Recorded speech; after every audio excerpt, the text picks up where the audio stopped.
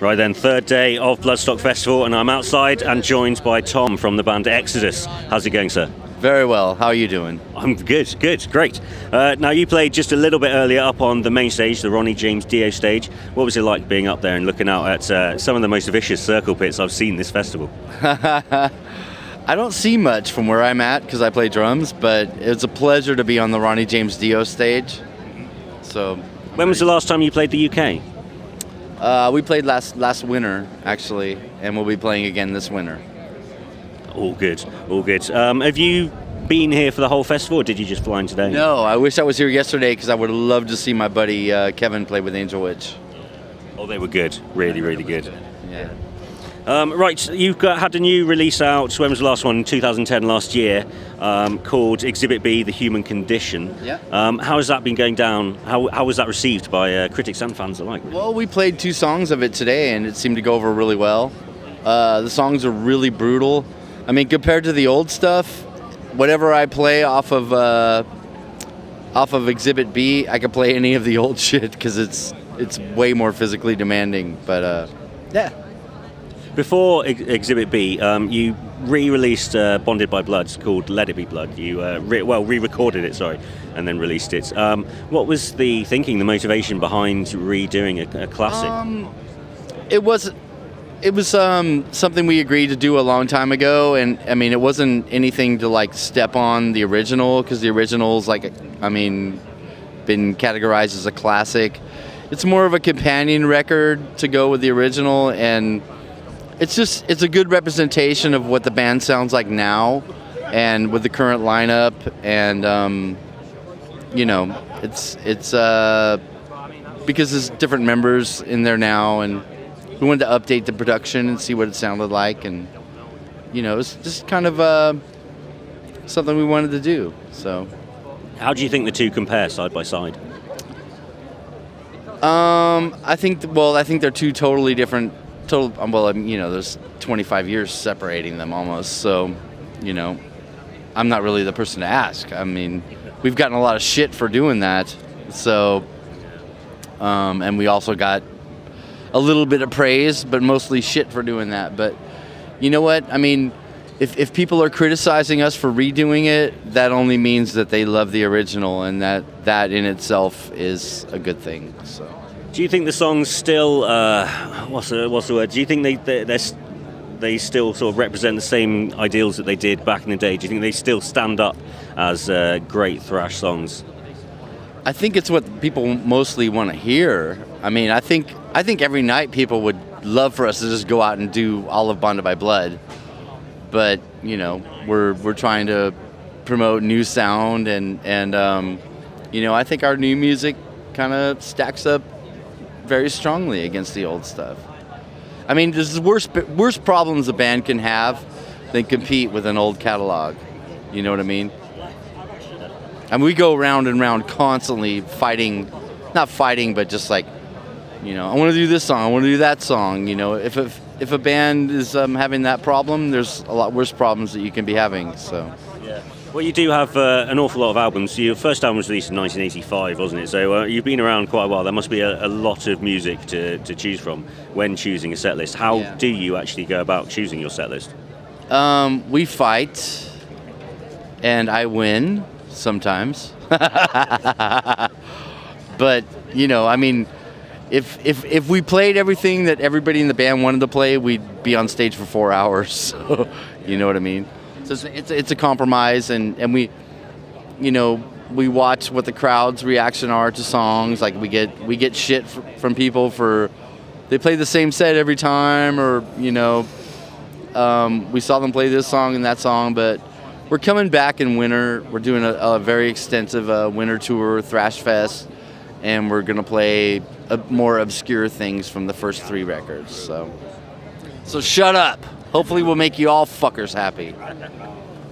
Well, speaking of set lists, today you had to cut your set short by at least one song, wasn't it? I think it was like 2 or 3 maybe, yeah.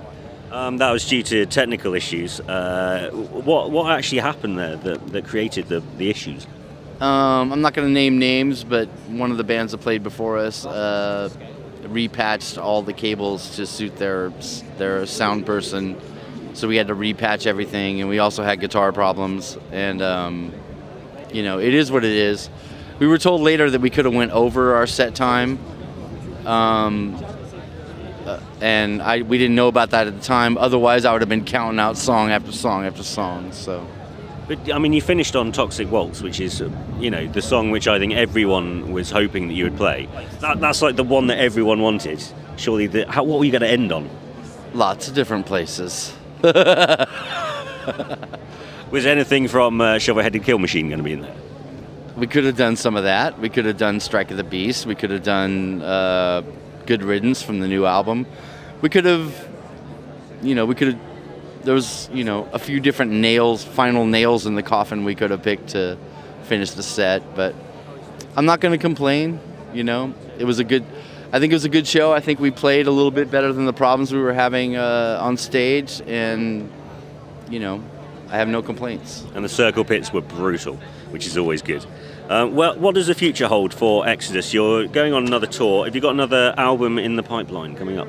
We're currently, like, you know, going through riffs, and you know, it's not a slow process. I mean, a new album will formulate itself rather quickly, I think, and probably by next spring we'll probably be recording something.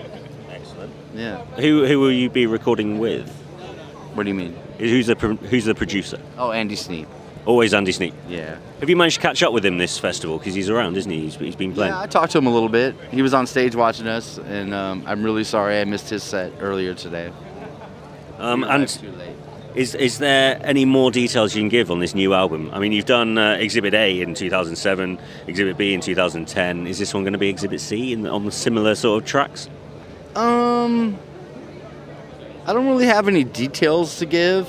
You know, I think maybe we might try to shorten songs a little bit, because we've been getting a lot of shit for writing them too long. But, you know, Gary Holt writes a lot of words, and he's trying to tell a story, and he can't get it all out in 2 verses. But we're gonna try to summarize a little bit better, maybe, you know, and go about it that way. But I really can't tell you what's gonna happen. It's like building a sandwich, and you never know how it's gonna turn out, you know. Excellent.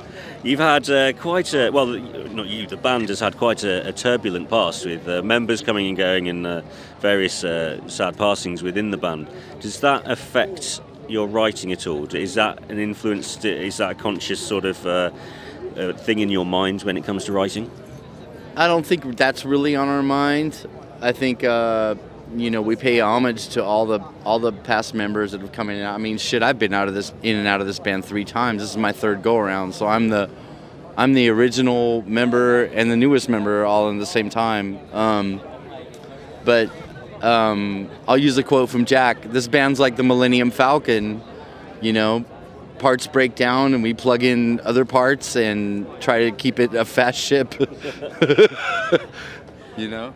Do you feel weight on your shoulders, because you're known as, I mean, you're the legends of thrash, really, Exodus. Everyone knows Exodus, and you know, I think the whole festival's out there watching you today. Do you feel, when you go out on that stage, do you feel there's a weight there? No weight. You just go out there and rock, basically. Just go out there and do what we do. I mean, I humble myself to this. I think it's a gift that we get to do what we do. You know, we don't make a shitload of money doing it, but I mean, I'm in England talking to you, you know? Yeah. Otherwise, I might be fucking, do you like fries with that, sir? I think it's a better option to be here chatting to me. Yeah, way better option.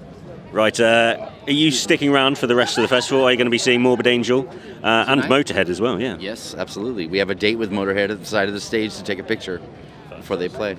Fantastic. Well, we are fanboys as well.